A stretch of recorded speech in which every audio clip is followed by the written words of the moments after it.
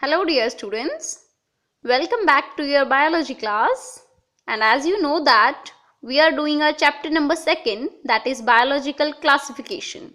So let's continue our chapter with the next topic, that is kingdom Protista. So firstly, all the single-celled eukaryotes are placed under the kingdom Protista, and the members of kingdom Protista are primarily aquatic.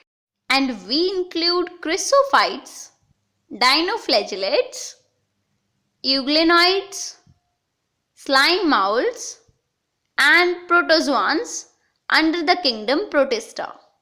As the protistians are eukaryotes, so their cell body contains a well-defined nucleus and other membrane-bound organelles. Some protistians have either flagellum or cilium. They reproduce asexually through the process of cell fusion and sexually through zygote formation. Now firstly, chrysophytes includes diatoms and golden algae, or we can say desmids. They are microscopic and float in great number in fresh water as well as in saline water. And most of the diatoms are photosynthetic in nature. So the diatoms are chief producers in the oceans. Now, in the case of diatoms, the cell wall forms two thin overlapping shells, which fit together as in a soap box. These walls are embedded with silica, which makes them indestructible. That's why the diatoms have left behind a large amount of cell wall deposits in their habitat. And this accumulation over a billion of years is referred as diatomaceous earth. And that soil is used for polishing and filtration of oils and syrups. Now the dinoflagellates are colorful organisms which are mostly marine and photosynthetic in nature. And depending on the main pigments present in their cells, they appear yellow, green, blue, brown and red. And sometimes the red dinoflagellates undergo such a rapid multiplication that they make the sea appear red or forms the red tides. And at the time, toxin released by such a large numbers may even kill other marine animals such as fishes. The dinoflagellates have two flagellum. One is longitudinal flagellum and the another one is transverse flagellum. And the name of two flagellum indicates that how are they positioned. Now the next category is euglenoids.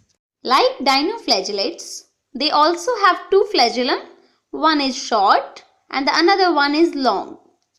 Instead of a cell wall, they have a protein-rich layer called pellicle, which makes their body flexible. The euglenoids are phototrophic autotrophs in nature because they can prepare their food from sunlight since they have chloroplast like plants. But in the absence of sunlight, they behave like heterotrophs by predating on some smaller organisms. Now the next, slime molds are saprophytic protistians because they lives on dead and decaying organic matter and forms an aggregation which is known as plasmodium. During unfavorable conditions, the plasmodium differentiates and forms the spores. These spores possess true walls. They are extremely resistant and survives for many years even under the adverse conditions. Now the last one is protozoans. Protozoans are that protist which believed to be primitive relatives of animals. Did you know that? Protozoans means first animals. And all the protozoans are heterotrophs and lives as predators or parasites. Now the protozoans can be classified into four groups: amoeboid protozoans, flagellated protozoans, ciliated protozoans and sporozoans. Out of which the amoeboid protozoans are those organisms which can live in fresh water, sea water or moist soil. With the help of pseudopodia or false feet, an amoeba can move and capture their prey. And some of them are parasites like ant amoeba. Now the next, flagellated protozoans. They have flagella and can be either free-living or parasitic in nature. And the parasitic forms causes disease such as sleeping sickness, for example, trypanosoma. Now the next is ciliated protozoans. These are the aquatic organisms which can move freely in the water due to the presence of thousands of cilia.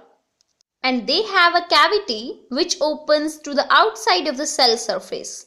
And this cavity is known as gullet. And the coordinated movement of rows of cilia causes the water laden with food to be stirred into the gullet.